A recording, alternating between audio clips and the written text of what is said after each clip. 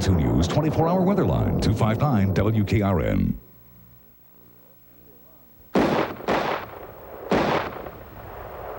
"28 years ago today, John F. Kennedy was shot and killed. The official investigation conducted by the Warren Commission concluded that the gunman was Lee Harvey Oswald, acting alone. Oswald himself never testified. He was gunned down by Jack Ruby before he could be questioned.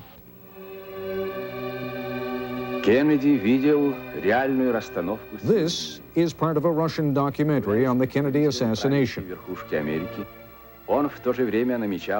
What this documentary never addresses is the fact that Oswald defected to the Soviet Union, lived there for 2.5 years until his return to the United States 17 months before the assassination in Dallas. During his time in the Soviet Union, Oswald was under KGB surveillance. His apartment was bugged. His neighbors and co-workers were obliged to inform on his activities. But none of the KGB files has been made public until tonight. This is an ABC News Nightline investigation. The KGB Oswald Files. Now reporting from New York, Ted Koppel. It is only in the most chaotic of times, when the old order is collapsing and the new is not yet established, that a powerful and gigantic bureaucracy like the Soviet Union's KGB opens a few of its doors for brief inspection. It was during just such a fleeting moment, after the failed coup against Gorbachev late last summer, that Nightline correspondent Forrest Sawyer and senior producer Bob Haberl gained access to what, for Americans at least, has to be one of the most tantalizing files in the KGB's possession. What they got, after many weeks of sheer journalistic doggedness, is, we should admit at the outset, less than what we'd hoped for, but more than anyone else, including the Warren Commission and the Congressional Investigating Committee, has ever gotten from the KGB before. This is really Forrest Sawyer's broadcast tonight. My functions are simply to introduce the fruits of his labor and to pose a few questions as we go along. That, and to provide a short preamble of context. The Kennedy assassination has produced over the years a cottage industry of conspiracy theorists, those who argue that Lee Harvey Oswald could not possibly have achieved the murder of an American president by himself. Within the swamp of suspicion, there has always been a legitimate island of concern, that opaque chapter of 32 months in Oswald's life during which he lived and worked in the Soviet Union. He was, during all of that time, under close KGB scrutiny. American defectors, after all, were viewed with at least as much suspicion in the Soviet Union as Soviet defectors received here in the United States. The KGB found Oswald to be an unstable, incompetent dolt. Certainly not the kind of agent they would have picked had they been putting together an assassination team, but also not the kind of man who should have been able to bring off such a mission on his own. It is that conclusion and the evidence compiled to that end by the KGB that are the focus of this broadcast tonight. When we come back, Forrest Sawyer. This ABC News Nightline investigation is brought to you by Toyota.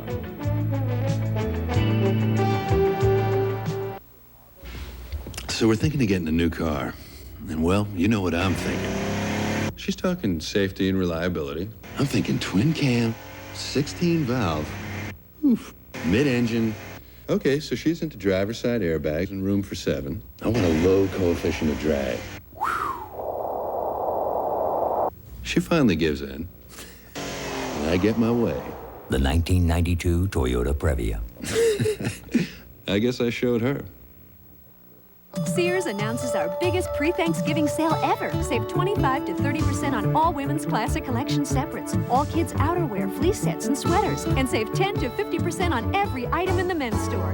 Thursday through Saturday at Sears. Campbell's heard your healthy requests. Low fat. Less salt. But lots of taste. Here's our answer. New Campbell's Healthy Request ready-to-serve soups. All the great taste you want without some things you don't. New Campbell's Healthy Request. And healthy. Goodbye, Tide with Bleach. Here's Ultra. When I had the kids, I thought I'd bought my last white towel. Instead of a cup, one little scoop. I thought that little scoop was just too small. This washcloth is caked with mud, ground into the terry cloth. Take dirt gone down to the fiber. Gets only this white with this other detergent, but with Ultra Tide with Bleach, it's whiter without chlorine bleach. I don't need liquid bleach anymore. This is my kind of white. Today's Tide with Bleach is Ultra.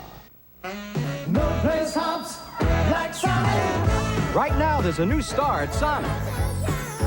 It's the Double Dog Deal. For just $3.99. You get 2 of Sonic's famous conies with chili and cheese, 2 orders of fries, and 2 medium cups of Coke Classic. The Double Dog Deal. Only $3.99. Now that's a doggone good deal. No place hops like Sonic. David Brinkley here. On our This Week program Sunday, something has to be done about the economy. Our guest is Mario Cuomo. We'll ask him if he's president, what would he do? It was a very small window of opportunity, just after the attempted coup in the Soviet Union, when there was euphoria over the collapse of communism, when American reporters were praised for publicizing resistance to the coup. We were allowed then to see what we were told was the entire KGB file on Lee Harvey Oswald. It was only a glimpse. But even that was unthinkable just weeks before. Certainly unthinkable back in 1959, when 19-year-old Lee Harvey Oswald decided to defect to the Soviet Union.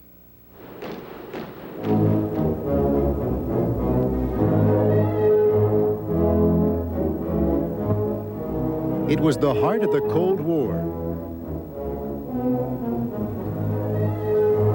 A time when nuclear war was a constant threat. A time of deep distrust between the two superpowers. Americans, especially defectors, were few and far between in the Soviet Union.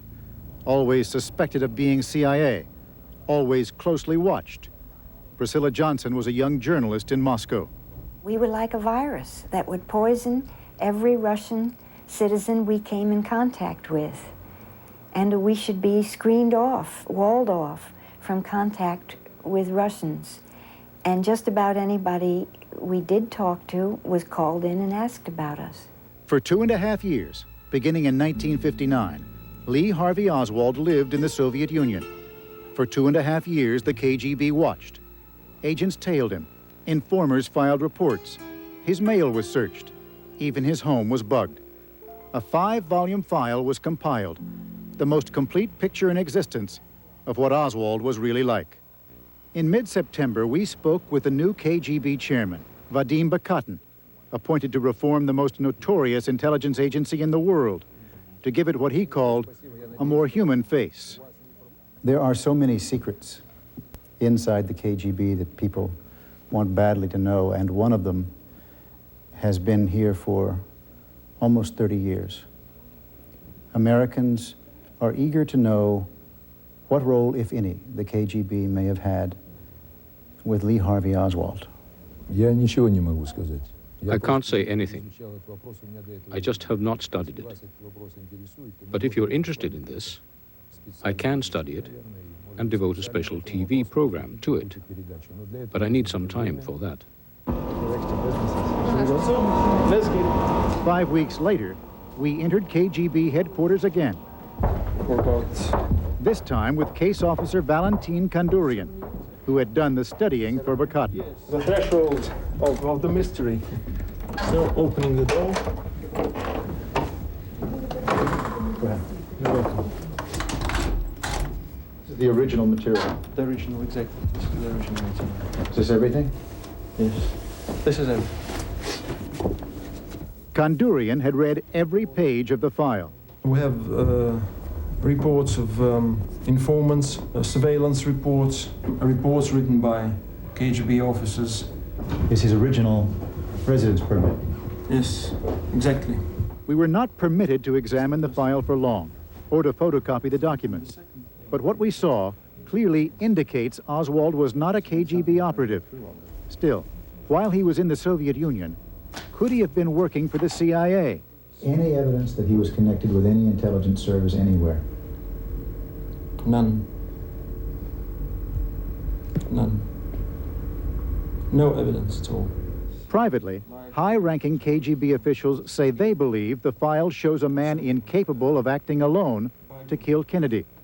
It is, they say, the file of a lonely, troubled man that would have been discarded long ago, except for the final entry, April 29, 1964. This file is of such historical importance, it should never be destroyed. File number 31451, sent to Central KGB archives in Moscow, hidden for 28 years from the Warren Commission that first investigated the Kennedy murder, from a U.S. congressional investigation, from scholars and historians, hidden until now.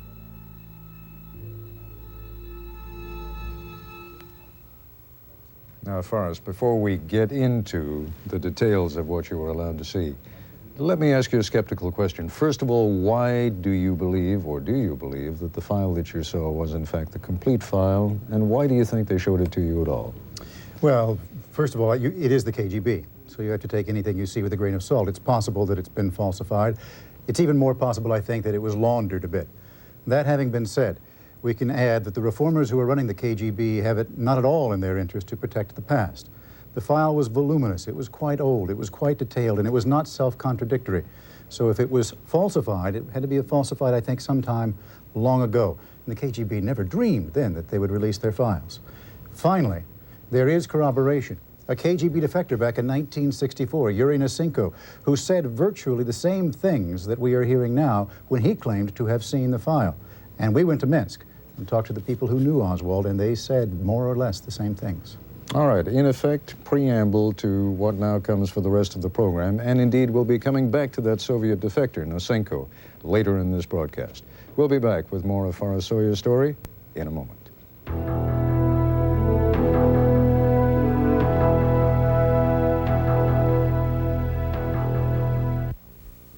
Each year, corporate America spends over $10 billion on overnight shipping. Yet according to a report in the Wall Street Journal, $3 billion of that is wasted. If you find that kind of inefficiency alarming, call UPS.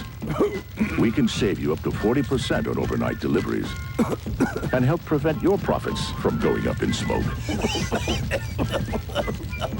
UPS, we run the tightest ship in the shipping business. I just can't stand this anymore. How am I supposed to fall asleep with this pain? I could take one of those nighttime pain relievers with a sleep ingredient. But all I really need is Advil to help stop the pain that's keeping me up. Just Advil. That's all I want. Without the extra sleep ingredient I don't want. Advil is so effective, it relieves the pain, so I can get to sleep. Discover the relief of Advil at bedtime. Advil, advanced medicine for pain. Okay, so I had one moment of weakness, on sale, name brand. So I switched from my Dawn to another liquid, and that's when I learned that a bargain in the store went in my sink. I mean, I had to add more of that stuff just to finish the pans. Some value. Not like my Dawn. Look, the suds come back, proving Dawn's still got the power to keep on cleaning. Will I switch again? I'm thrifty, not crazy. Dawn takes grease out of your way. And that's the real value. Last night, Daddy came home real funny for a while. Then he got real mad and scared Mommy. And she was crying and she said, "Please don't pretend anymore. Get some help." If you have an alcohol or drug problem or love someone who does, call the Baptist Drug and Alcohol Recovery Center now, 329-7777. Please don't pretend anymore. Get some help. Another Home Depot certified advantage, free design service. Home Depot has a brand new design center where professionals give you decorating advice, from coordinating colors to selecting products. And everything we sell is at the guaranteed low price. Like Glidden paint. We carry the complete line of Glidden Evermore paint. We'll even mix hundreds of custom colors absolutely free. Home Depot. Low prices are just the beginning.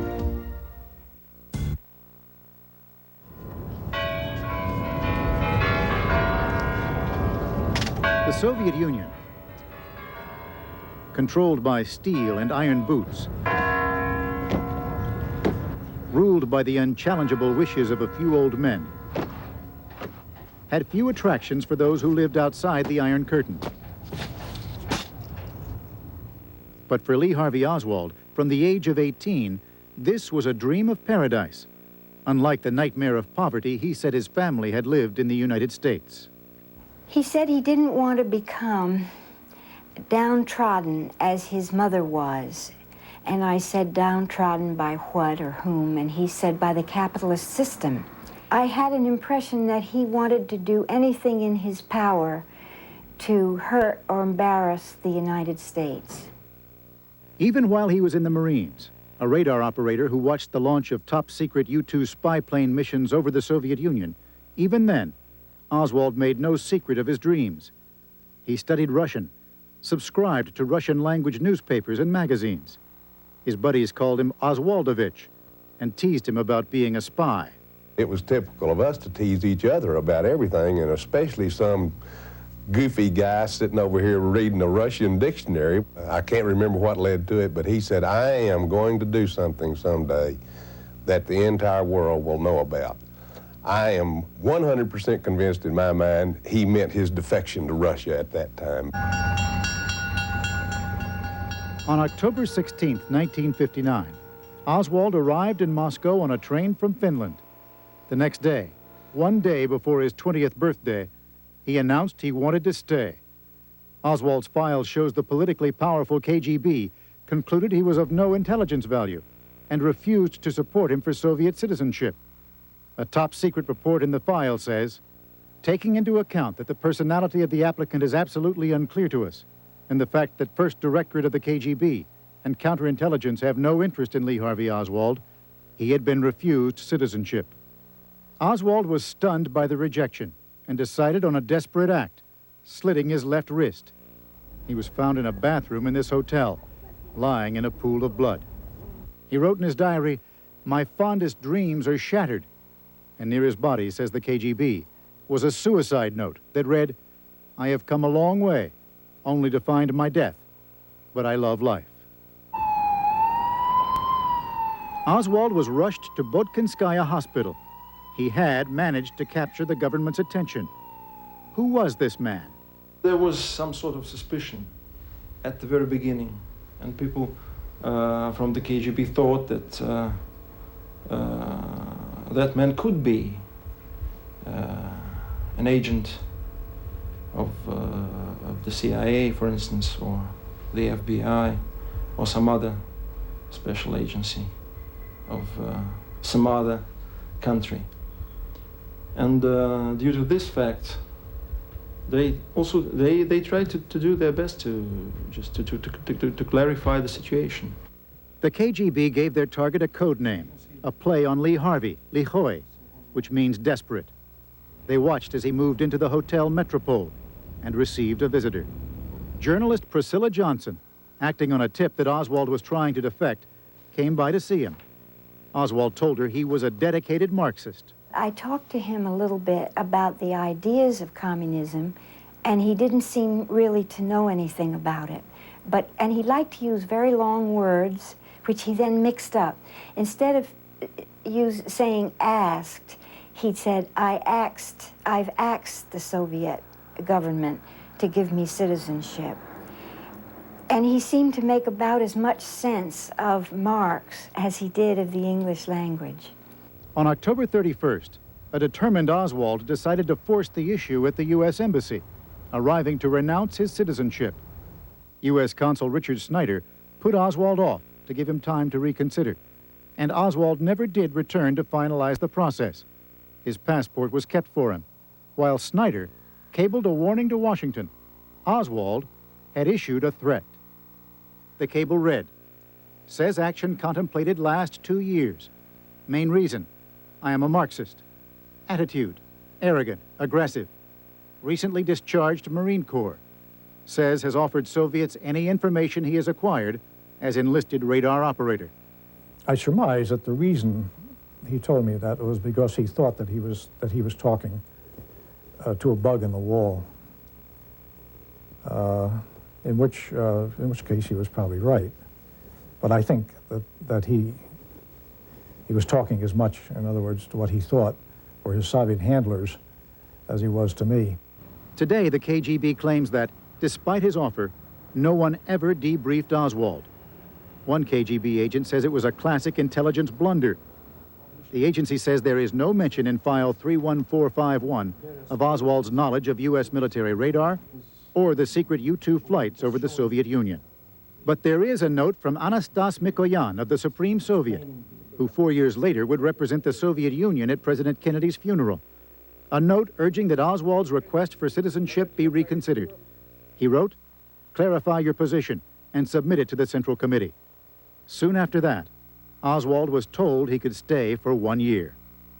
His slashing his wrists was a kind of blackmail, and it persuaded them that he would do whatever it took to get what he wanted, which at that time was to stay in the Soviet Union.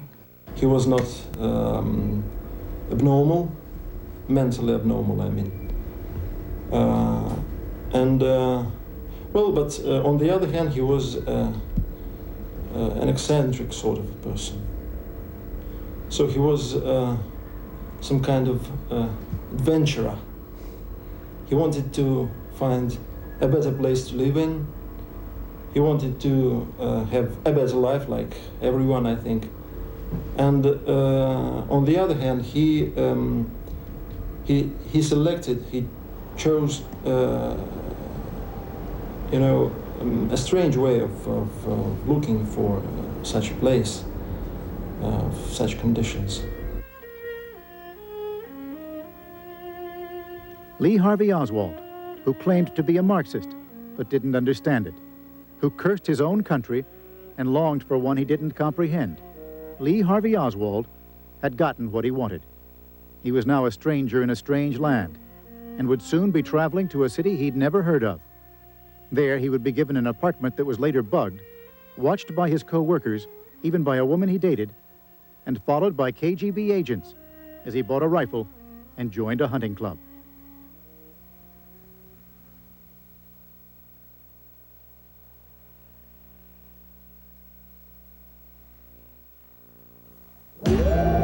Out here, nothing is left to chance. Check on the 1138 bound. Right on schedule.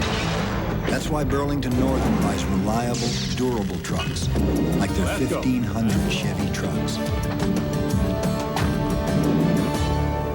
Chevy full-size pickups are unsurpassed on overall quality. We're in the clear. See you on your way back through. With 99 models redesigned and engineered, GM is putting quality on the road.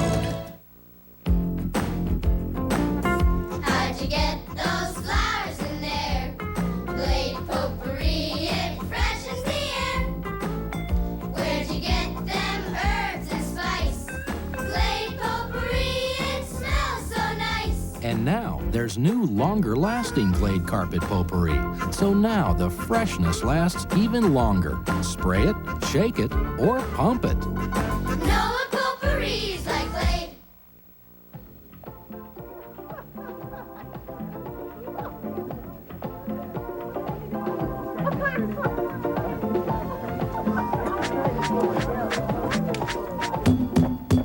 Can you hold it down in there? Some of us are trying to sleep. Come on. Come on. Cordon Negro Brut and Extra Dry by Freixenet. There's a party in every bottle. Hey, nice suit. Expensive? Not at Burlington Coat Factory. Designer dress. Cost a lot? Not at Burlington Coat Factory. Wow, great outfits. Cost your mom plenty? Not at Burlington Coat Factory. But why do they call it Burlington Coat Factory? Because they have more of these than anybody. Besides, ever try to say Burlington ladies, men's, kids, suits, shirts, sportswear, linens, dresses, furs, slacks, Coat Factory? Goodbye, Tide with Bleach. Here's Ultra. I've tried everything, but this gets the odor out of my laundry. Instead of a cup, one little scoop. I can't believe the scoop is so small. You see these socks? They could walk out the door by themselves. And the odor? Oof. Take dirt and odor gone down to the fiber. Gets only this white with this other detergent, but with Ultra Tide with bleach, it's whiter without chlorine bleach. So white? Not a trace of that smell. I don't need liquid bleach anymore. Today's Tide with bleach is Ultra.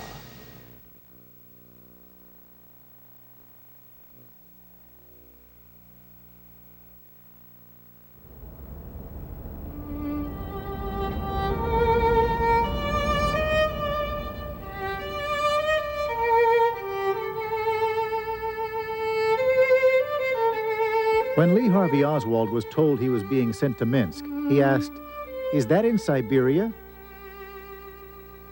He knew nothing about this city 450 miles from Moscow, how it had risen from the ashes of World War II.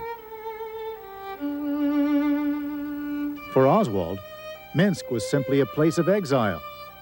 That's just what the KGB wanted, a place far enough from Moscow to keep him out of trouble, and small enough to keep him in their sights. Among other documents, this reference note, which tells us about the fact that he lived in Minsk, actually, in his flat number 24, in the block of apartments number 4, in the Communist Street. Oswald was given royal treatment. For the first time in his life, he had his own apartment, a private balcony with panoramic views of the city. A happy defector from the West was important to the government. Everybody knew he was there. In the beginning, of course, he attracted attention. Everyone was interested in him because he was unusual. He was American and he was walking around with a translator. And of course his manner, the way he dressed, the way he walked, everything attracted attention. Not all of it welcome. All that special treatment was resented by the struggling workers. We didn't ask him to come over. We were forced to provide a flat for him when we had problems finding accommodation for our own workers. Of course, the workers were not happy with such visits of foreigners, because that lowered their chances of getting a car or a refrigerator. Oswald was given a job at this radio and TV factory. The KGB file shows an order to find employment using his electrical skills. He actually did apprentice work, like this man. But coupled with an extra allowance from the government, Oswald earned as much as the factory director, even though he could barely speak the language. It was very clumsy Russian. We could hardly understand it. Sometimes we had to communicate by using gestures or by drawing pictures. One of the workers spoke enough English to communicate. Oswald would come to call Pavel Golobachev his best friend. My relations with him were quite open. To me, he was a man from another planet, another world. Like everyone else, Pavel called the exotic foreigner Alec. Lee was a hard word for Russians to pronounce. They spent much of their free time together, but the KGB was always around the corner. Within 2 weeks of meeting him, the KGB approached me. They wanted me to be an informer. I told Lee about that. I told him others wouldn't tell you, but I'm telling you.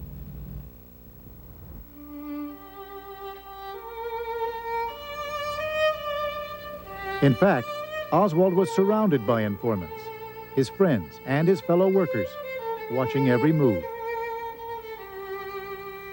Informant, codename Anna Bieloruskaya, wrote Oswald wanted Russian high boots so he could look like a native. A worker beside him, codenamed Zoran, reported he saw Oswald working on a radio in the repair shop and wondered if he was building a secret transmitter. Nonsense, says Pavel.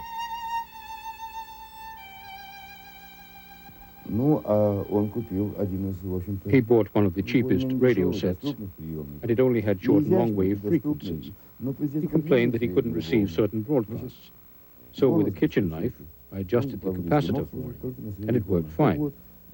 I have no doubt he was not a CIA agent. His knowledge was too primitive. The KGB officers were fast coming to the same conclusion. They gave their target a demeaning new code name, Nalim, meaning codfish, and found his movements around town boringly routine. Always leaving home at the same time, always visiting the same stores. The field team's analysis was sent to the file. In the course of surveillance, information that would lead us to suspect him of spying was not found. No serious attempts by subject to contact significant targets have been detected. No suspicious activities. It did raise some concern when Oswald bought a gun and joined the factory hunting club. But the man who would later be accused of killing Kennedy with a perfect shot almost never came to the firing range. He didn't practice. Only once he took part in a competition as a member of the workshop team. He shot very badly. It wasn't on target, but around it. Oswald grew increasingly bored and disillusioned with the Soviet system. He would come to the library in a sort of anti-everything mood. He thought everything was propaganda, not the communism he had imagined. Even the launching of Sputnik, he thought that was propaganda. Informants at the factory complained he had become careless in his work, not industrious. Workers today still remember him. I think he was just lazy. He didn't want to work. He used to come up to his boss, for example, and he would say, "This is wrong." Or you'd go talk to him, and he'd be sitting with his feet up on the table, the American way. By now, Oswald bitterly denounced the Soviet system as a fraud and told his friends he wanted to go home. He would use his favorite Russian proverb, that no matter how well you feed the wolf, he still wants to go back to the woods. And he would say, "My country is still my country."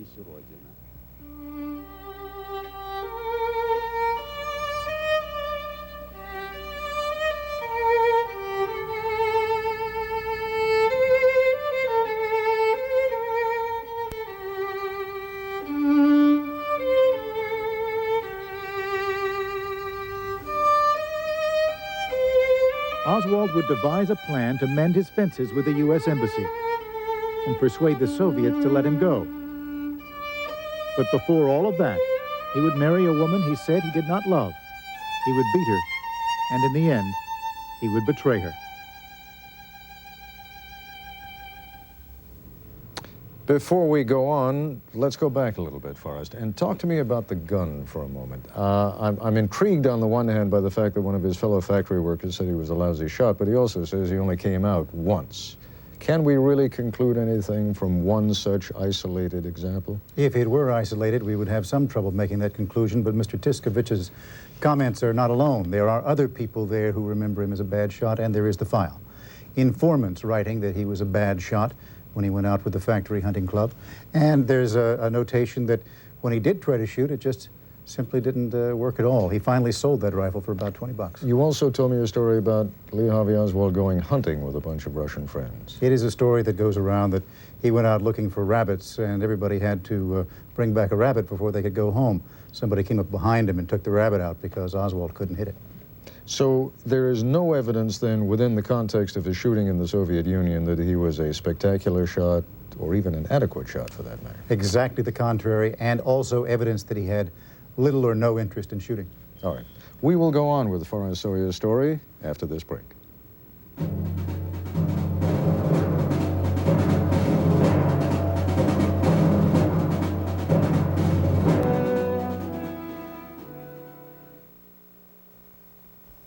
Sears announces our biggest pre-Thanksgiving sale ever. Save 25 to 30% on all women's classic collection separates, all kids' outerwear, fleece sets, and sweaters, and save 10 to 50% on every item in the men's store. Thursday through Saturday at Sears. You must sing tonight. I cannot sing. He's coughing a sore throat. Take Nice. Sugar-free Nice showers your throat with medicine for icy cool relief. Ah, cool. Feels better. Put your throat on ice with Nice.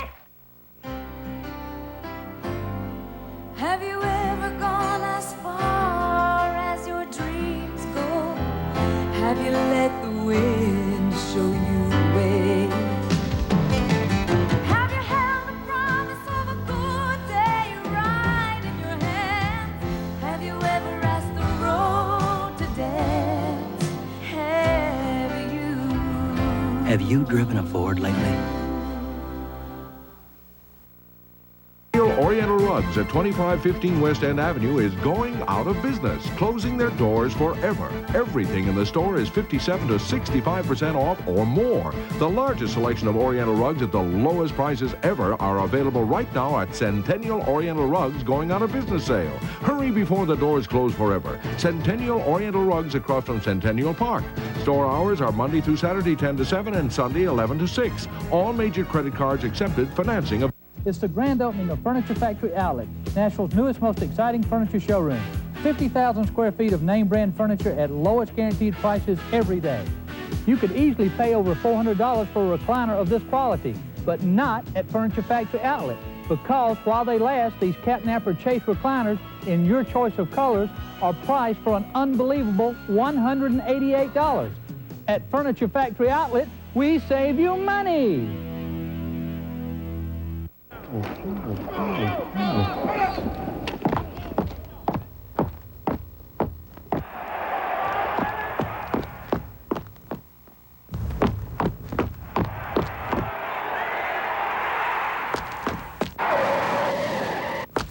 for a better way to keep up with the Big Orange? Watch the Johnny Major Show this fall. When? Sunday afternoons at 1 here on Channel 2.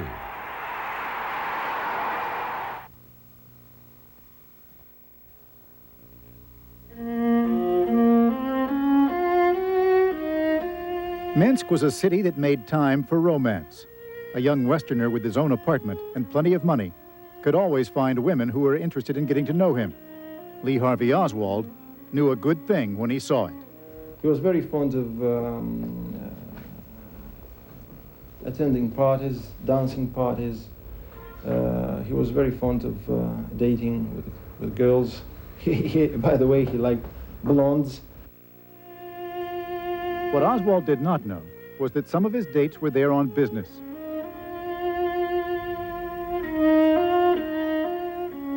Informant Anna Bieloruskaya sent a report to the Oswald file, saying he tried to kiss her when they went out, and wrote, "The general mental development of Oswald is low. His views are limited, and he has a very poor appreciation of music, art, and literature." Counterintelligence decided Anna was the perfect trap for a spy. They had her tell Oswald she had a relative, a physicist at the Academy of Sciences, to see if he'd take the bait. Once again, he showed no interest. One KGB agent says Oswald was simply an empty person.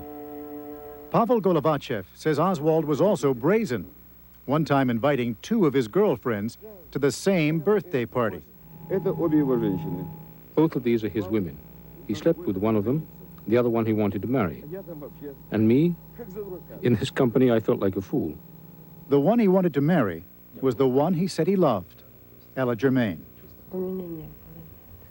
No, I didn't love him. It was just simple interest dating a foreigner. It was so rare at the time.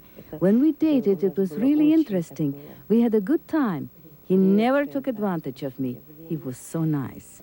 Ella turned down Lee's marriage proposal, and Oswald was crushed.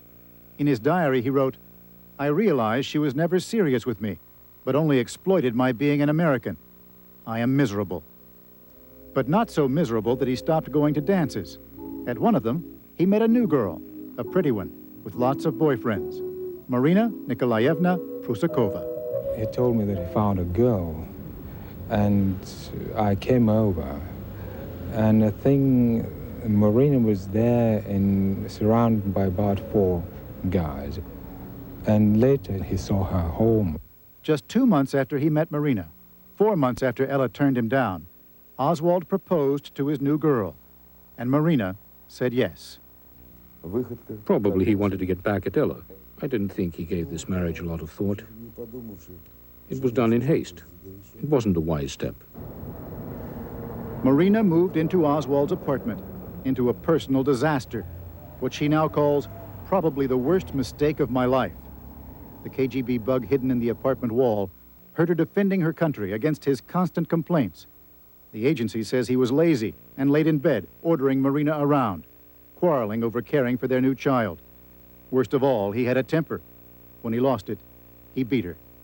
Lee also kept secrets. waiting until they were married to tell Marina he planned to return to the U.S. and take her with him.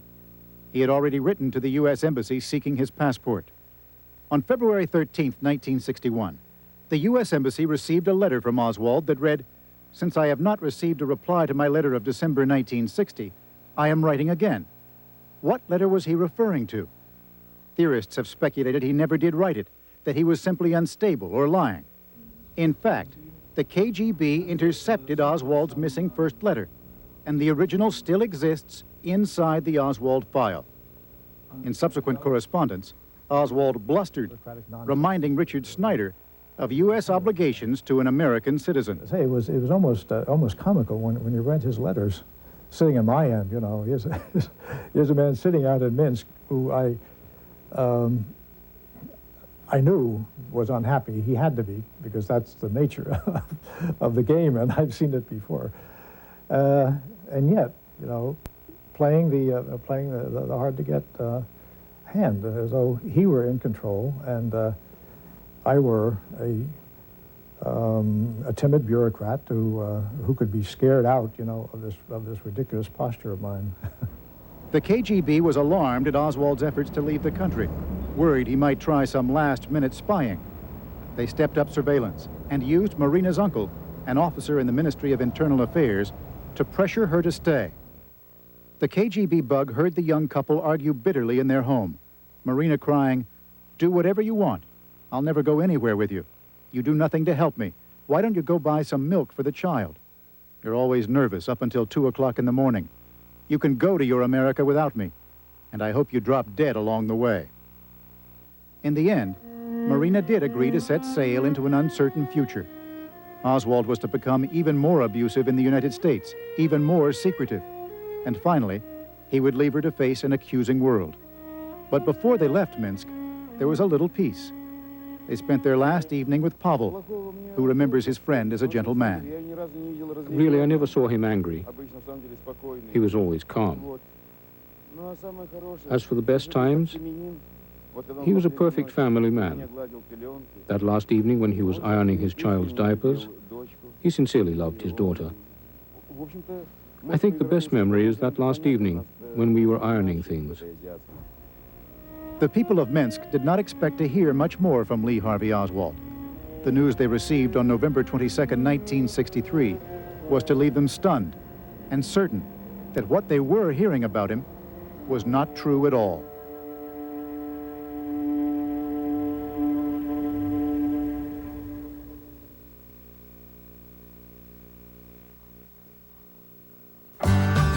When the Mazda Miata first came along, it was like nobody else's baby. But then it was designed to be different. Now the Miata will be joined by 5 new Mazda cars, like the MX-3 Sports Coupe with the only V6 in its class, and the 929 luxury sedan with dual airbags standard. Cars as pure and personal as the Miata. Designed to be different? You bet. The Miata was just the beginning. Come on along, I'll take you to the lullaby of Broadway. The Hickory and Valley Who. The lullaby of Broadway And in the center of it all is the Milford Plaza. Stay at the Milford Plaza Hotel with cocktail dinner and breakfast for $49.50 per person. Discover why we are the lullaby of Broadway. The Milford Plaza is the lullaby of all Broadway. Craft Caravan Incorporated. Are you having trouble getting an international operator? All Nations Forwarding. Are you having more trouble getting overseas faxes through on the first try?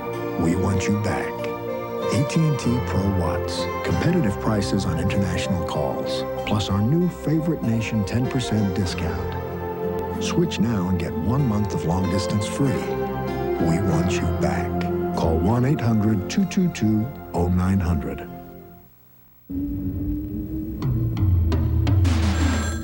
Tennessee Dateline.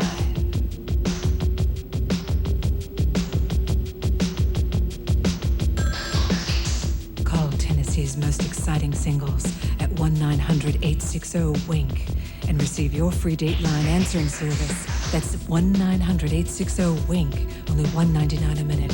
Call now. It's the You Can Rent Yes Man. Are you playing Santa Claus again this year? Yes. By offering a great deal on that side-by-side incliner? Yes. Your price is just $14.99 a week? Yes. Wow. That table in the middle, isn't it also a storage compartment? Yes. So you pull your pillow out, put your head back, and kick your feet up and relax at the same time? Yes. Yes, man, you look so comfortable there. Yes. I bet it makes you feel like you're a kid again. Yes.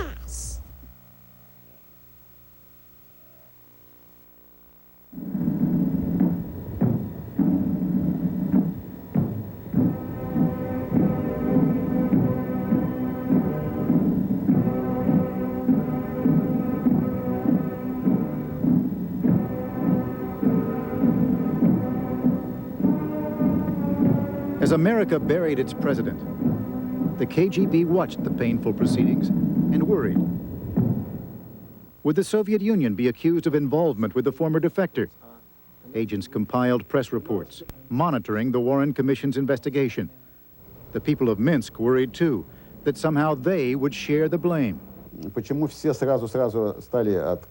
Everybody started saying, it's not our Oswald. They told us, don't tell anyone. There was a sort of fear that everyone would know that a man who killed President Kennedy had worked at our factory. Pavel Golovachev says KGB investigators stole his pictures of Oswald, made his own father think he was a spy, and threatened him because of his relationship with the accused assassin. They said I had become politically short-sighted, that I wasn't careful. If I wanted to be served food 3 times a day, if I didn't want to see the world through bars, if I didn't want the law on my back, I'd better stop doing stupid things. Facts you people have been given, but I emphatically deny these charges.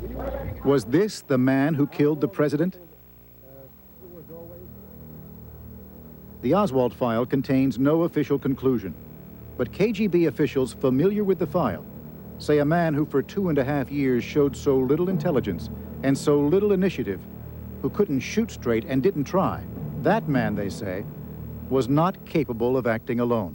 I think that he does not look like a man who could commit such a crime, because we can find some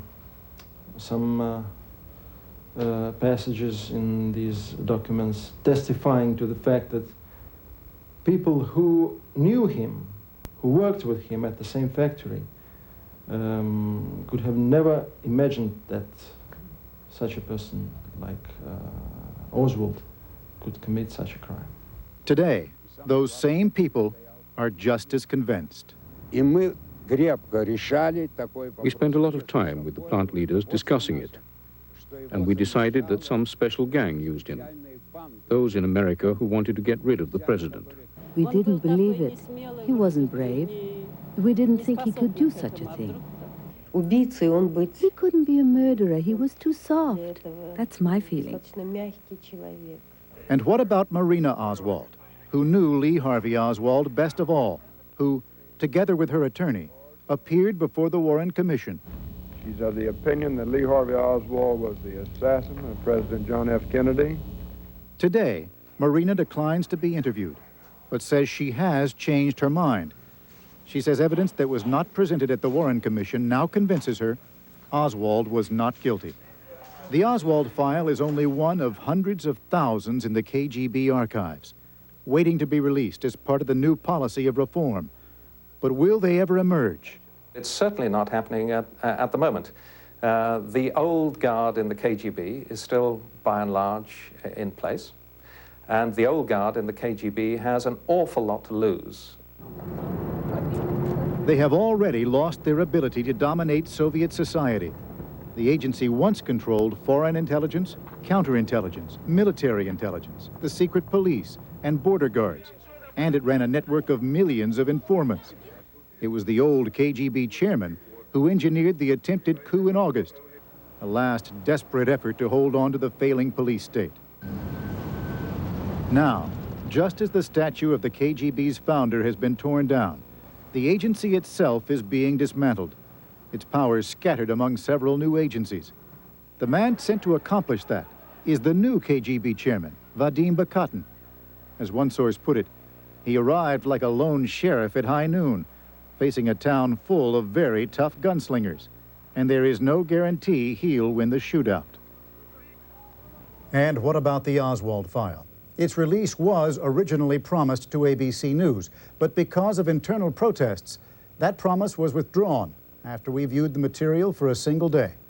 Whether the Oswald file or any part of it will eventually emerge is a very real question.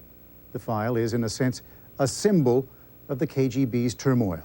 Its revelations a kind of light shining into the dark caverns of power for just a moment before the door slammed shut again, leaving only the muffled sounds of struggle within. Now, what do you think is left in that file? Did you get any indicators at all? And why do you think, at the last minute, they pulled it back, having offered it in the first place? I think if they do release it and they release everything, it's going to be what we actually saw. They were emphatic in declaring that this is the entire file. There is no more. You got it. I think it was pulled back because Bakatin, a reformer, a politician, when asked, said, sure, you can have the file. He simply declared it. He wasn't thinking like a KGB officer. He was an amateur. He was, as I was told by people in there, this man is an amateur and he's not thinking about it. This is top secret material, they said. You can't release it like this. It has to be done legally, but it had never been done before. So they set up a commission. And now that commission, with a lot of hardliners inside, a lot of the old guard inside, is going to, I think, start up a skirmishing action, and they will try, I believe, to prevent it from emerging. The reason, Forrest, being what? That they're concerned about what is in this file, or that they think that releasing this file sets a precedent? The reason being that, one, they're paranoid in any sense at all. They just are very, very worried about the West having a look at the way that they go about their business. They don't think that the West should see that. Second, it sets a terrible precedent in their mind. If you release a file like this, a top secret file, what else will you release? It should be stopped, and it should be stopped now. And now, of course, the $64,000 question. And I know you alluded to it in your piece. Did you get any sense from private conversations with them, something that they would not want to say officially, perhaps, as to their own feelings with regard to Lee Harvey Oswald and whether he acted alone? Well, the people that I talked to, as I say, who looked at the file, said that they didn't believe he could act alone because of the personality of the man, based upon what they saw. After that, if you talk to them, it's really like you or I or anybody else speculating about what happened. They have their own ideas, but it's not based on any informed opinion. All right, Forrest, we have to take a break, and we'll be back in a moment.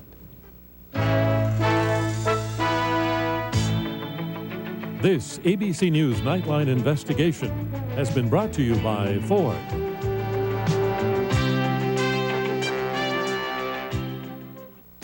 Do comfort and adventure go together? They do now, since Ford created a vehicle that quickly became the class of its class by providing the most comfort and interior room you can buy.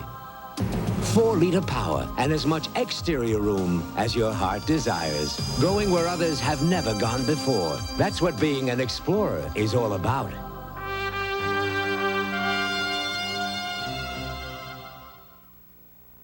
From Peter Greenaway, the acclaimed director of The Cook, The Thief, His Wife and Her Lover, comes a magical tale where the innocence of love and dreams of revenge collide to create a tempest. The critics say it's magnificent, stunning, an extravaganza. Peter Greenaway is some kind of genius. Sir John Gielgud gives a magisterial performance. Prospero's Books, rated R, starts Friday at a theater near you. Sears announces our biggest pre-Thanksgiving sale ever. Save 25 to 30% on all women's classic collection separates, all kids' outerwear, fleece sets, and sweaters, and save 10 to 50% on every item in the men's store. Thursday through Saturday at Sears. I'm not a preacher in the classical sense of the term, but I can tell you how to live by faith in God's Word and how to be in victory in life. Too many people don't know how to receive from God. They don't know the reality of His power, so we're going to show them how. Watch The Believer's Voice of Victory with Kenneth Copeland every week right here.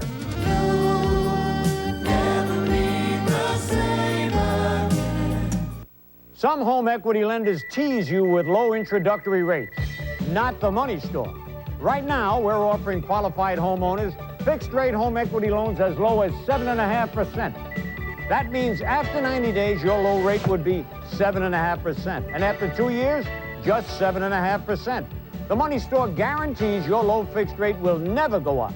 Apply right now. 1-800-LOAN-YES. The Money Store, where America goes for money.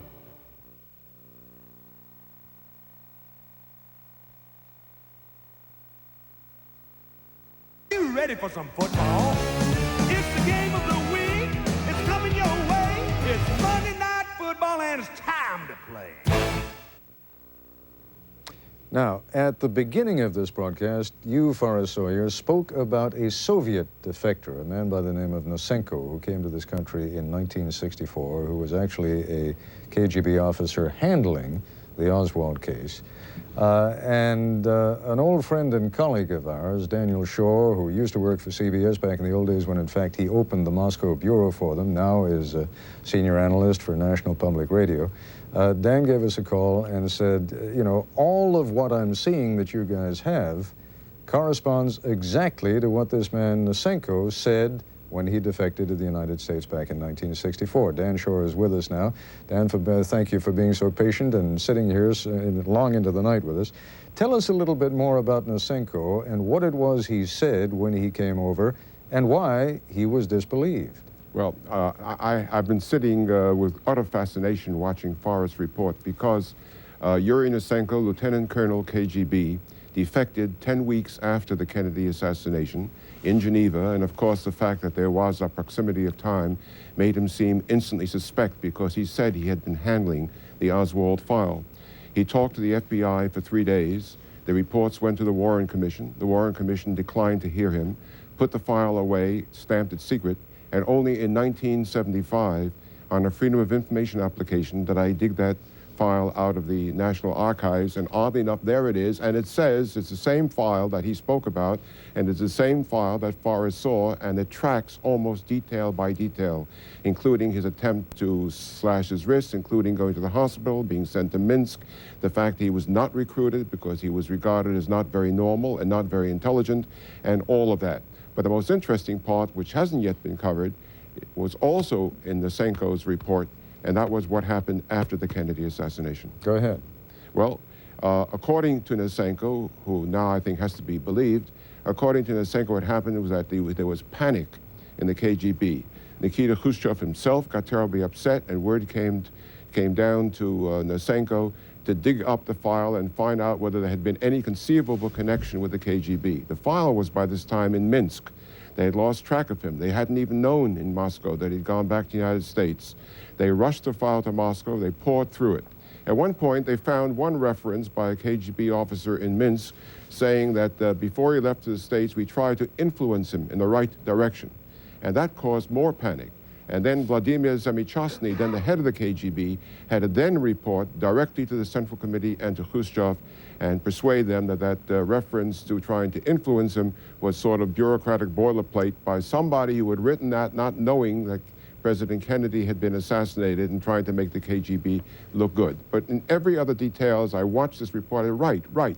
That's what Nosenko said. It was terribly interesting. At the time, Nosenko became a subject of fiery controversy inside the CIA. The renowned counterintelligence chief, Jim Angleton, didn't believe him, thought he was a direct, deliberate disinformation plant, locked him up for 3 years, tortured him, tried to break him down, didn't succeed in breaking him down, and there he is now, more or less made honest at last by the file that Forrest has seen. I want to get back to you on that in a moment, but I know Forrest wants to get in and ask you a question. Well, on this most volatile point that Dan points out, that immediately after the assassination, the file was flown from Minsk to Moscow, and Khrushchev had to have a review of it himself and all of that.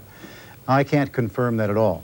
I saw nothing in the file that said that took place, and I saw nothing that said that they reacted in that fashion. In fact, there was one note dated April 29th, 1964, which indicated the file should not be destroyed because of its historical significance. So there is at least an apparent discrepancy between what he says and what I saw and what the KGB case officer talked about. But of course you didn't see the whole file. I mean, you did weren't not see able the whole to go file. through the whole Possible that it was there, but it did not jump out of me. I understand. Dan Shore, let me get back to you for a moment. Initially, the FBI thought they had a genuine defector on their hands, didn't they, with Nosenko, and they were more inclined to believe his story. That's correct. At least they did a professional job of interrogating him and getting all the facts they could get from him. He had defected to the CIA in Geneva, been flown back to the States by the CIA, was turned over to the FBI simply because the FBI had the job of conducting these interviews on behalf of the Warren Commission. What was very interesting, however, was that the Warren Commission showed very little interest in this. They put it in their secret file. It was not mentioned in their report. Nosenko was not called, although he volunteered to go before them in a hearing, never was. And I suspect that there was an awful lot of manipulation of the Warren Commission by the FBI and by the CIA, so that only in 1975 did we begin to get that story. So that throughout the whole thing, you have the CIA believing that this man has been sent over as a plant, disinformation. Half the CIA. Half the CIA, but a very potent half in the person of Jim Angleton and his allies. Right. And just to sort of complete this story, in a sense, it goes way beyond the Kennedy assassination, because he was disbelieved and that story was disbelieved.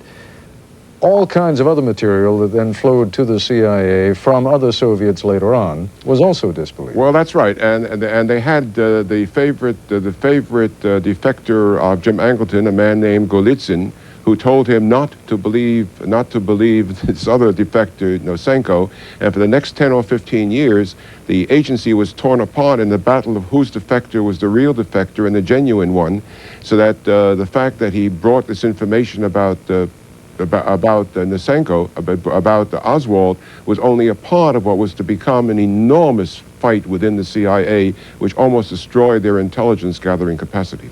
It is, as I noted at the beginning of this broadcast, the 28th anniversary of the Kennedy assassination. So let's conclude with a question to both of you, and Forrest, let me begin. Based now on the research that you did during the many weeks that you were in the Soviet Union and having come out now, there is always this great danger that when you reveal a portion of the story relating, in this case, and I want to make that point very clear again, discreetly to Lee Harvey Oswald and what kind of a man he was, you run the risk, of course, of fueling all the old conspiracy theories again. What feelings do you have yourself now about Lee Harvey Oswald, based on what you've read? A man capable of acting alone? I mean, certainly a man capable of violent action, tried to kill himself, impulsive action, defected to the Soviet Union, then wanted to go back home again. Ultimately, where do you come down? You ask me now my personal opinion, and I'll say this. Emotionally, I think he was certainly capable of doing it. He seemed very clearly able to move in that direction. And I don't think he was terribly unintelligent. I mean, he was a man who read and who talked, so there is a possibility that he could do it, I think. I think if you're to judge whether he did it or not, you're going to have to, in a sense, look at the forensic evidence, because if you look at what I saw back there, although those people reached those conclusions, that's not one that I would necessarily draw. I would still throw my hands up. Dan, in the few seconds we've got left, your thoughts? In a few seconds, I would say that I am where Forrest is on this thing. The fact that the people back in Minsk don't believe he was capable of it. How many times have we seen serial murders and other murders and say, gee, he was the nicest guy in the world. I didn't think he was capable of it. I think that he did it as a self-motivated person, trying himself to avenge CIA plots to kill Castro, and appointed himself the Avenger, and there's very little doubt in my mind that it was done only by Oswald. I will get a lot of mail on this, only by Oswald, and not as part of any conspiracy, except the conspiracy of a disordered mind. All right, Dan Shore, I thank you very much. Forrest Sawyer, a fascinating report, and thanks for all your hard work on it. That is our report for tonight. I'm Ted Koppel in New York. For all of us here at ABC News, thank you, and good night.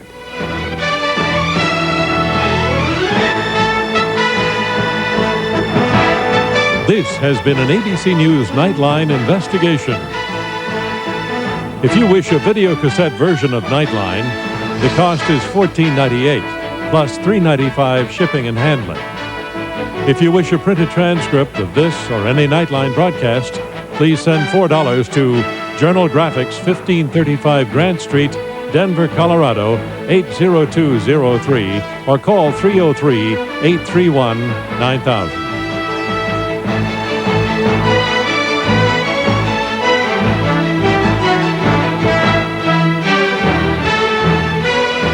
Nightline is a presentation of ABC News. More Americans get their news from ABC News than from any other source. Sunday. Who put out the contract? Lover, gangster, fugitive from justice. The mob wants him dead. I don't trust you. The feds want him alive.